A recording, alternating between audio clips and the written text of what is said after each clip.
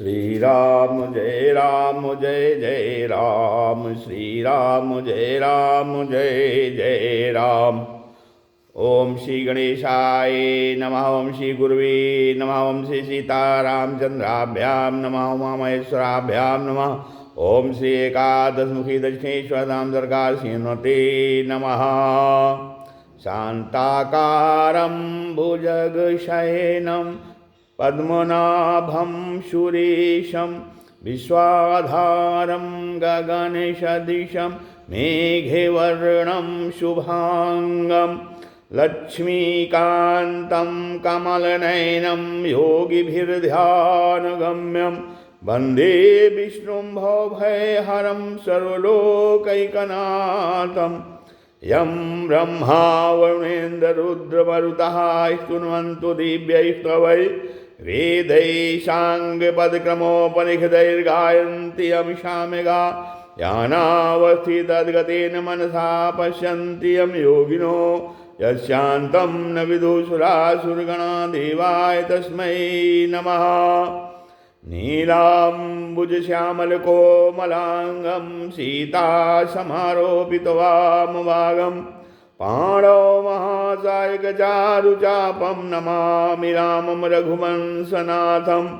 लोकाभिरामं रणरङ्गधीरं राजीवनेत्रं रघुवंशनाथं। कारुण्यरूपं करुणाकरं तं श्रीरामचन्द्रं शरणं प्रपद्ये। आपदामपहर्तारं दातारं सर्वसम्पदां लोकाभिरामं श्रीरामं भूयो भूयो नमाम्यहम्। करारविन्देन पदारविन्दं मुखारविन्दे विनभीषयन्तं भटस्य पत्रस्य पुटे शयानं बालं मुकुन्दं मनसा स्मरामि। वंशी विभूषितकरान्नवनीरदाभात् पीताम्बरादरुणबिम्बफलाधरोष्ठात् पूर्णेन्दुसुन्दरमुखादरविन्दनेत्रात् कृष्णात् परं किमपि तत्त्वमहं न जाने। भवानी शङ्करो वन्दे श्रद्धाविश्वासरूपिणो याभ्यां विना न पश्यन्ति सिद्धास्वान्तस्त्वमीश्वरम्।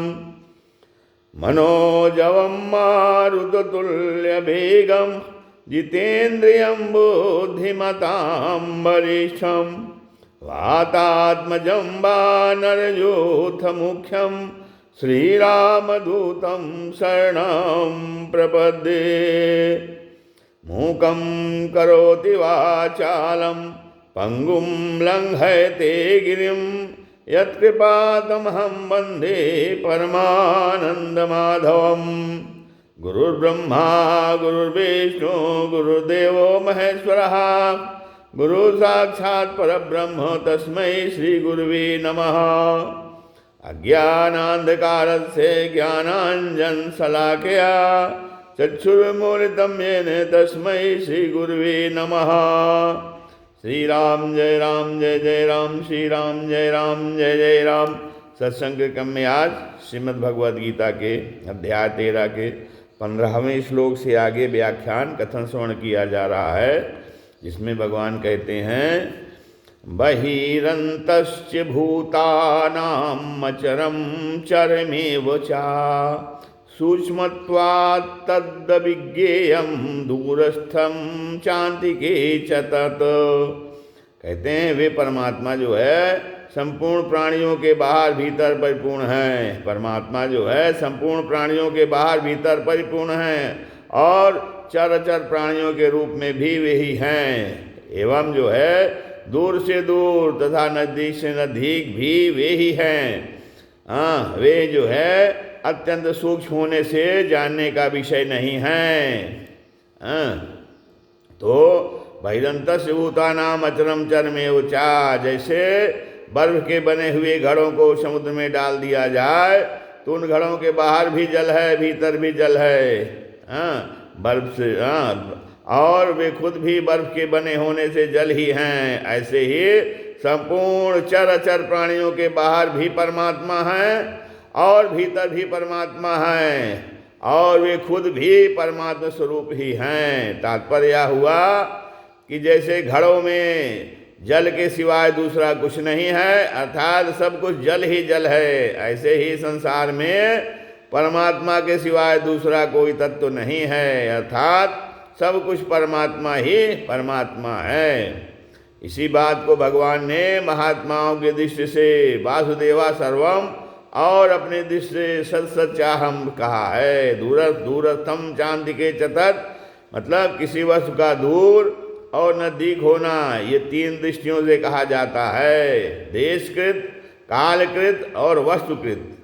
परमात्मा जो है तीनों ही दृष्टियों से दूर और नजदीक से नजदीक है। जैसे दूर से दूर देश में भी वे ही परमात्मा हैं और नजदीक से नजदीक देश में भी वे ही परमात्मा हैं। हाँ, पहले से ही परमात्मा रहे, पहले भी वे ही परमात्मा थे, पीछे भी वे ही परमात्मा रहेंगे और अब भी वे ही परमात्मा हैं। संपूर्ण वस्तुओं के पहले भी वे ही परमात्मा हैं, वस्तुओं के अंत में भी वे ही परमात्मा हैं और वस्तुओं के रूप में भी वे ही परमात्मा हैं।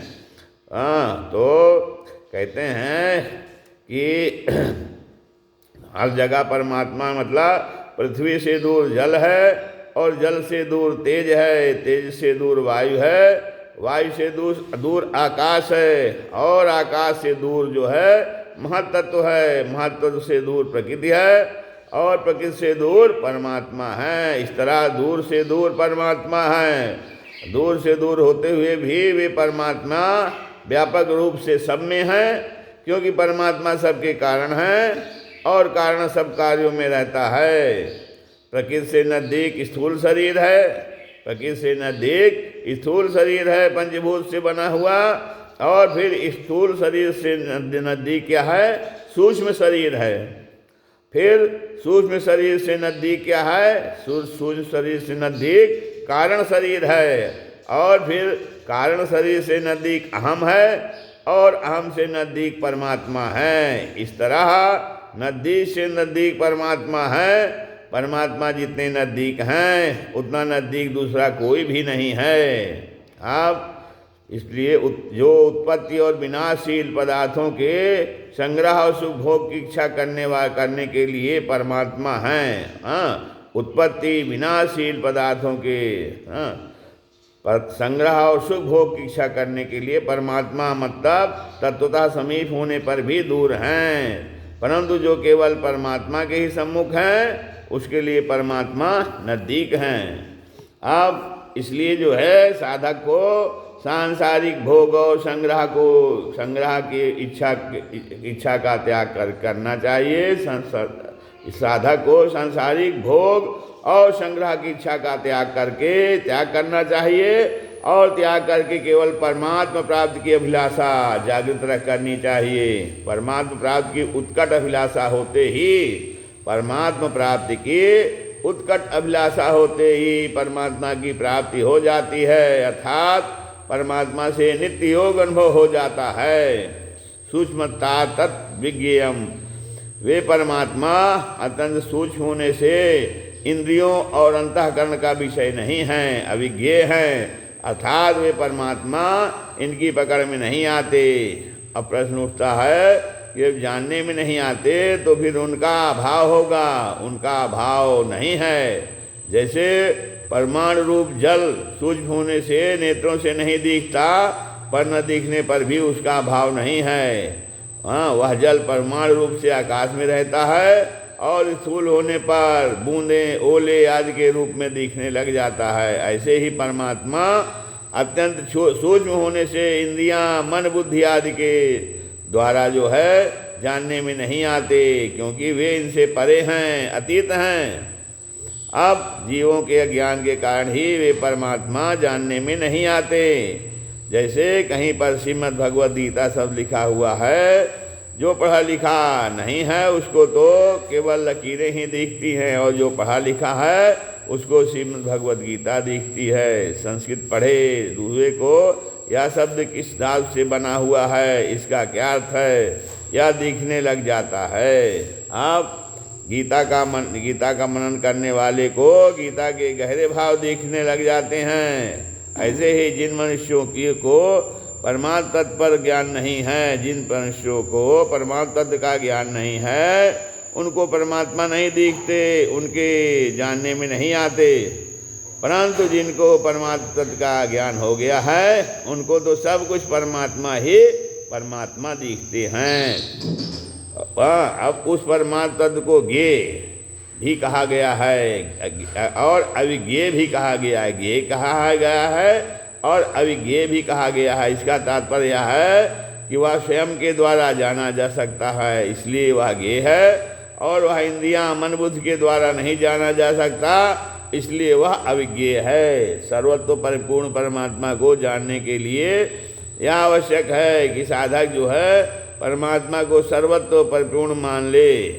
ऐसा मानना भी जानने की तरह ही है। जैसे जो है बोध होने पर ज्ञान अर्थात जानने को कोई मिटा नहीं सकता, जिसे बोध होने पर जैसे ज्ञान को कोई मिटा नहीं सकता, ऐसे ही परमात्मा सर्वत्व परिपूर्ण है, इस मान्यता अर्थात मानने को कोई मिटा नहीं सकता। हाँ, जब सांसारिक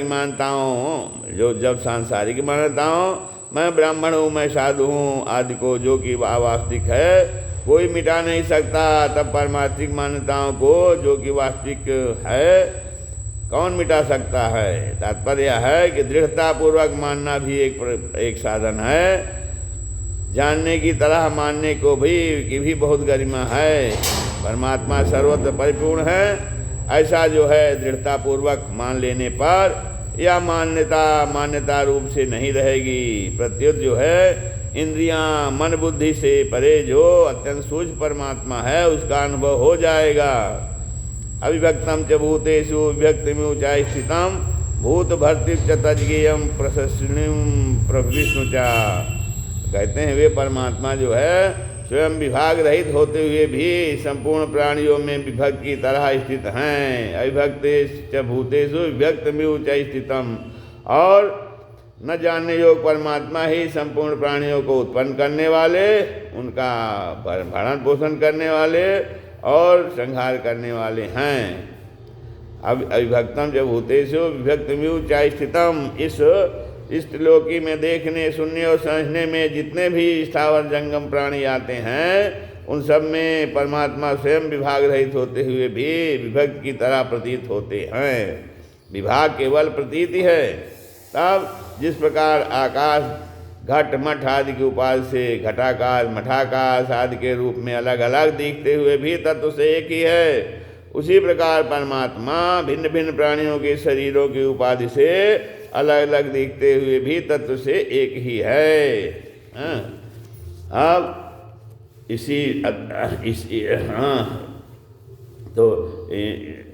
इसी अध्याय में आगे भगवान कहते हैं कि समा सर्वेद भूतेषु तिष्ठन्तम मां परमेश्वरम। परमात्मा को संपूर्ण प्राणियों में समभाव से स्थित देखने के लिए दिखाई देते हैं। और आगे 18वें अध्याय के 20वें श्लोक में अविभक्तम विभक्तेषु कहते हैं पदों से सात्विक ज्ञान का वर्णन करते हैं, और सात्विक ज्ञान का वर्णन करते हुए परमात्मा को अविभक्त रूप से देखने को ही सात्विक ज्ञान कहा गया है। भूत भर्तिम च तज्ज्ञेयम प्रशिष्णु प्रविष्णु चा। अब इसी में आगे इसी अध्याय के दूसरे श्लोक में विधि पद से जिस परमात्मा को जानने की बात कही गई है, और 12वें श्लोक से जिस तत्व का वर्णन करने की प्रतिज्ञा की गई है, उसी का यहाँ ब्रह्मा विष्णु और शिव के रूप से वर्णन है। वस्तुतः चेतन तत्व जो है चेतन तत्व परमात्मा एक ही है। वे ही परमात्मा रजोगुण की प्रधानता स्वीकार करने से ब्रह्मा रूप से सबको उत्पन्न करने वाले, और सत्वगुण की प्रधानता स्वीकार करने से विष्णु रूप से सबका भरण पोषण करने वाले, और तमोगुण की प्रधानता स्वीकार करने से रुद्र रूप से सबका संहार करने वाले हैं। अब इसका तात्पर्य है कि एक ही परमात्मा सृष्टि पालन और संहार करने के कारण ब्रह्मा विष्णु और शिव नाम धारण कर लेते हैं। अब यहाँ पर समझ लेना चाहिए, यह समझ लेना आवश्यक है कि परमात्मा सृष्टि रचनादि कार्यों के लिए भिन्न भिन्न गुणों को स्वीकार करने का पर भी उन गुणों के वशीभूत नहीं होते। गुणों पर उनका पूर्ण आधिपत्य रहता है। अब यहाँ भगवान जो है श्री राम जय जय राम, श्री राम जय जय